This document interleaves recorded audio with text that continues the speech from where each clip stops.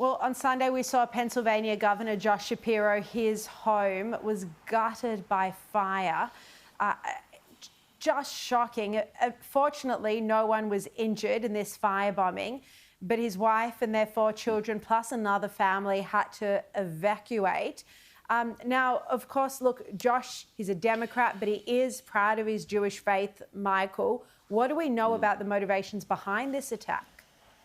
Well, first of all, he's the hope of the future of moderate centrist Democrats. And so an attack on him is a big danger to the future of American politics. He's a great guy, but there's a palpable fear amongst anyone who is pro-Israel or Jewish in any part of the world leadership. You know that, Sharri.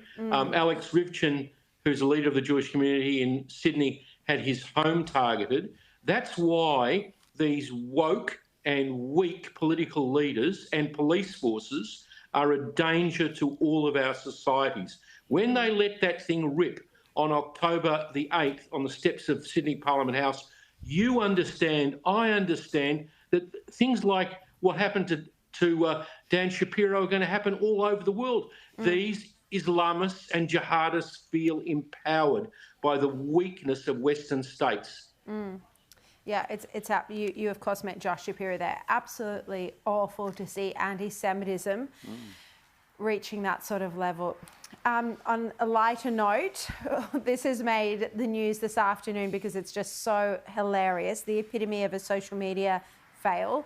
These 2 social media posts. So first, Tanya Plibersek put up a photograph, the one on the left, showing her with Julie Gillard and Wayne Swan in the Chairman's Club lounge.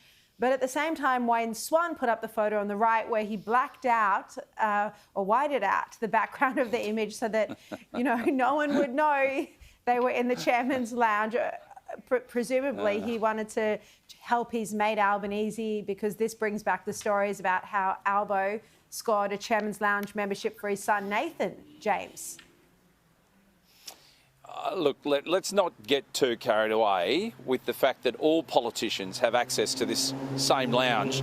They're just not silly enough to rub it in the faces of the everyday ordinary person who's got to sit out there and pay, $30 for a meal, which is getting dearer and dearer at airports. So, no, they're just dumb, let's just put it that way, for posting this and criticised rightly for the fact that people are struggling out there. And here they are with their glass of moe, which is served up in the Chairman's Lounge, and you've got a personal chef in there. I'm surprised they didn't pull in the chef as well to get in that selfie.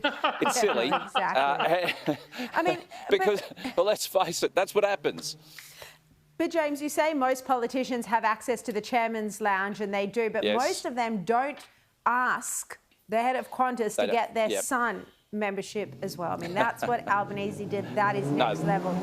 But James is right, Sharri. Even that grim Marxist head of the Greens, Adam Bant, is a member of Chairman's Lounge. And I know a former chairman of the Greens party who used to sneak out of the Chairman's Lounge 40 minutes before the plane left, so the punters would all think that he was egalitarian.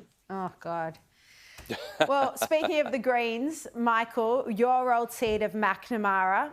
Look, Josh Burns is the Labor MP. He's trying to win it again.